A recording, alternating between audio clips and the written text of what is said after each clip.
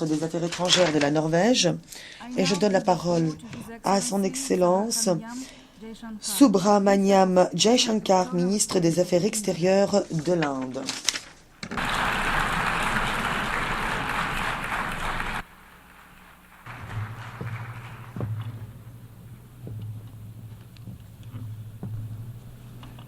Madame la Présidente, Excellences, Mesdames et Messieurs les membres de l'Assemblée générale, je vous adresse mes salutations et namaskar de la part de 1,4 milliard de personnes du Bharat. J'adresse mes félicitations au président de l'Assemblée générale, son Excellence, Monsieur Philemon Yang. Nous appuyons pleinement le thème de notre 79e session, à savoir « Ne laissez personne pour compte ». Madame la Présidente, nous nous réunissons dans cette salle à un moment particulièrement difficile. Le monde n'a pas encore fini de se relever des ravages de la pandémie de Covid-19. Une guerre en Ukraine entre dans sa 3e année. Le conflit à Gaza est en train de connaître des ramifications de plus en plus larges. Dans le Grand Sud, les plans de développement ont été déraillés et les objectifs de développement durable sont en recul. Mais ce n'est pas tout. Des pratiques commerciales injustes menacent des emplois, tout comme des projets non viables augmentent les niveaux de la dette. Et toute connectivité qui bafoue la souveraineté ou l'intégrité territoriale prend des connotations stratégiques, notamment lorsque ce n'est pas une entreprise partagée. Les avancées technologiques qui, pendant longtemps, ont été une source d'espoir, sont aujourd'hui autant de facteurs d'anxiété. Les événements météorologiques gagnent en intensité et en fréquence. La sécurité alimentaire est tout aussi inquiétante que la sécurité sanitaire. En réalité, le monde est aujourd'hui fragile, polarisé et frustré. Aujourd'hui, il est difficile de se parler. Il est encore plus difficile de trouver des accords. Et ce n'est certainement pas ce qu'envisageaient nos pères fondateurs lorsqu'ils ont créé les Nations Unies. Madame la Présidente, près de 8 décennies après sa création, il y a près de 8 décennies, les premiers pas ont été pris pour créer cette organisation à Dumbarton Oaks. Elle a été finalisée à la conférence de Yalta, puis approuvée à San Francisco. Le débat de l'époque tournait autour de la manière de garantir la paix mondiale, une condition sine qua non de la prospérité mondiale. Aujourd'hui, la paix et la prospérité sont en danger. Et cela, Madame la Présidente, c'est parce que la confiance a été érodée que les processus ont failli. Les pays ont extrait davantage du système international qu'ils n'y ont injecté de fonds, l'affaiblissant par la même occasion. Nous voyons cela très clairement dans les crises et dans les défis. La réforme du multilatéralisme est donc un impératif. L'urgence de cet appel est soulignée par le thème de notre session. Ne laissez personne pour compte. Faire assurer l'avancement de la paix, du développement durable et de la dignité humaine. Mais nous ne pouvons pas y arriver avec une organisation des Nations Unies paralysée lorsqu'elle fait face à des divisions, des conflits, au terrorisme ou encore à la violence. Nous ne pouvons pas y arriver non plus si l'accès aux aliments, aux carburants, aux engrais est compromis. Le fait de capter les marchés sans restriction nuit aux moyens de subsistance et au tissu social des autres.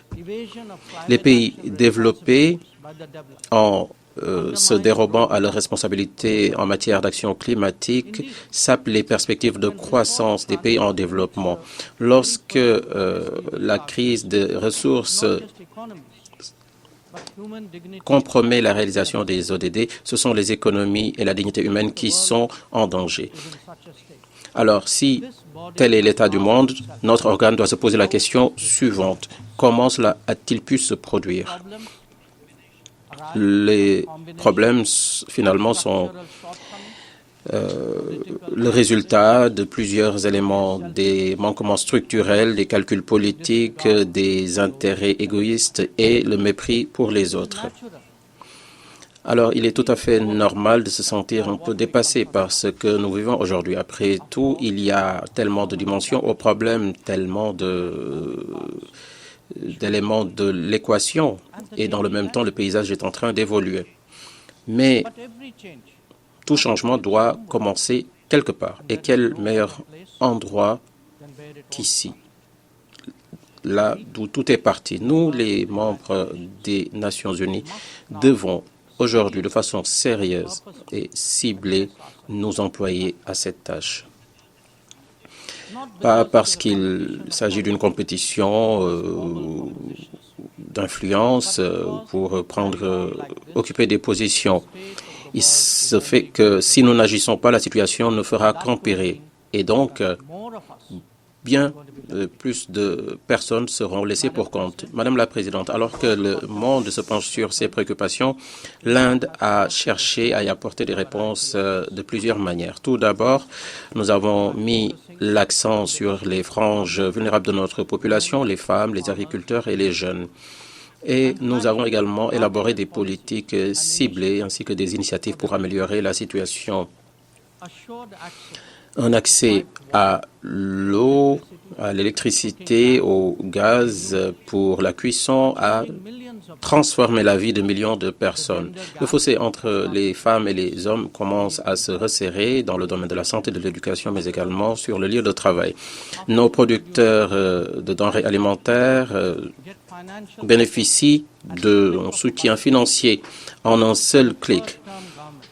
Et le troisième mandat de notre gouvernement a fait des compétences des jeunes une priorité absolue. Deuxièmement, en élargissant les opportunités en matière d'emploi et d'entrepreneuriat, y compris par le biais d'incitatifs pour la formation à grande échelle, 495 millions de prêts ont été fournis à de petites entreprises au cours de la décennie dernière. 67% de ces entreprises appartiennent à des femmes. Autre élément très parlant, 6,5 millions de vendeurs ambulants ont reçu l'équivalent de 8,85 millions de prêts Svanidhi. Cela, en l'espace de 4 ans seulement, 45% des bénéficiaires sont des femmes. Troisièmement, en créant des canevas qui peuvent être déployés ailleurs, nous pouvons améliorer la fourniture numérique des services publics et de la gouvernance. Les médicaments et les institutions sanitaires sont accessibles et à bon marché. L'infrastructure numérique et les pharmacies sont des exemples de ce que l'Inde a à offrir. C'est également une vision alternative qui montre que la technologie peut être utilisée pour donner des moyens d'action, non pour dominer. Quatrièmement, en encourageant le Sud global à parler d'une seule et même voix et à se réunir. C'est dans cette volonté que nous avons convoqué 3 sommets mondiaux du Sud. Le dernier s'étant tenu en août 2024. Cinquièmement, nous contribuons au bien-être des biens communs et en répondant aux besoins urgents des personnes qui sont en difficulté. Nous avons lancé des projets dans 78 nations. Nous avons fourni des ressources aux voisins. Nous avons répondu à des situations difficiles en fournissant des médicaments et en assurant la sécurité maritime. Madame la Présidente, étant donné l'ampleur de la transformation en cours en Inde, chacune de ces dimensions souligne que les problèmes du monde peuvent être réglés. C'est en travaillant ensemble que nous pourrons créer une tendance positive. J'en suis convaincu. Madame la Présidente, dans ces temps troublés, nous pouvons offrir à nouveau l'espoir et relancer l'optimisme. nous pouvons démontrer que des changements sont possibles et dans une période de temps pas si longue que cela. Et rien de plus puissant que le potentiel transformateur du numérique. Et nous avons vu son impact dans nos vies quotidiennes en Inde au cours de la décennie dernière. Ça se voit à travers les avantages, les prestations publiques, l'appui nutritionnel ou l'aide au logement en matière d'énergie, de santé. Lorsque les petites entreprises, à travers des prêts ou les agriculteurs bénéficient de ces prestations, les vendeurs dans les rues ou les travailleurs expatriés peuvent utiliser les fintech dans leurs transactions régulières. Lorsque les services et les prestations se font de façon plus transparente, moins de personnes seront laissées pour compte. Voilà, Madame la Présidente, l'expérience et la pertinence de l'Inde. Ces possibilités de bons qualitatifs conjuguées à des politiques centrées sur les personnes et un leadership visionnaire peuvent véritablement changer la donne. Lorsque l'Inde atterrira sur la Lune et déploiera son dispositif 5G, répartira des vaccins et utilise la FinTech, eh bien, nous sommes en train de lancer un message. Notre vision, c'est celle de Viksit Bharat, une Inde développée.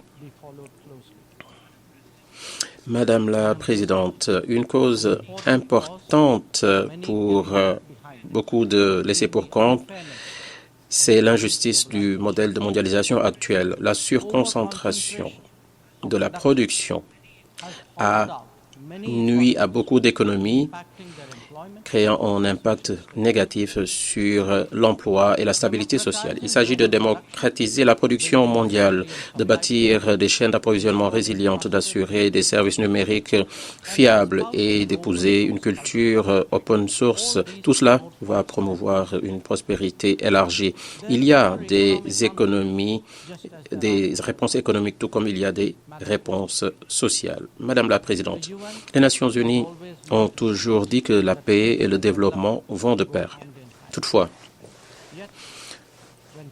lorsque l'un ou l'autre est remis en question, on ne s'attache pas à l'autre. Clairement, il y a des implications économiques pour les plus faibles d'entre nous. Il faut souligner cela. Mais dans le même temps, il nous faut reconnaître que les conflits eux-mêmes doivent être résolus. Le monde ne peut pas céder à la fatalité face à la violence à grande échelle. Nous ne pouvons pas non plus rester passibles face à ces conséquences. En Ukraine ou à Gaza, la communauté internationale cherche une solution rapide. Ces sentiments doivent être reconnus et il faut qu'ils soient suivis d'action. Madame la Présidente, les Nations Unies sont le témoignage vivant des principes convenus de commun accord et des objectifs communs. Le respect du droit international et de nos engagements est plus que jamais important. Si nous voulons assurer la paix et la stabilité mondiale, alors ceux qui cherchent à diriger doivent donner le bon exemple. Nous ne pouvons pas céder aux violations de nos piliers mêmes. Le terrorisme est antonymique de tout ce que nous défendons. Toutes les formes et manifestations de terrorisme doivent être rejetées de façon résolue. La sanction des terroristes par les Nations Unies ne doit pas être empêchée par des raisons politiques. Madame la Présidente, beaucoup de pays sont laissés pour compte en raison de circonstances qui échappent à leur contrôle. Mais certains font des choix conscients, malheureusement avec des conséquences désastreuses. J'en veux pour exemple notre voisin, le Pakistan. Malheureusement, ces méfaits affectent d'autres également, notamment ses voisins. Lorsque ce pays instille du fanatisme dans sa population, son PIB ne peut être mesuré qu'en termes de radicalisation et ses exportations sous forme de terrorisme. Aujourd'hui, nous voyons le mal qu'il cherche à infliger aux autres et à sa société. Ce qui lui arrive, c'est du karma. Il ne peut s'en vouloir qu'à lui-même. Madame la Présidente, une nation qui ne fonctionne pas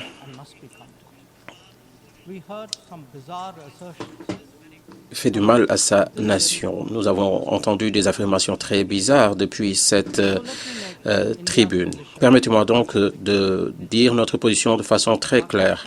La politique de terrorisme transfrontière du Pakistan ne réussira jamais et qu'il soit assuré qu'il ne jouira pas d'impunité. Bien au contraire, ces actions appelleront forcément des conséquences.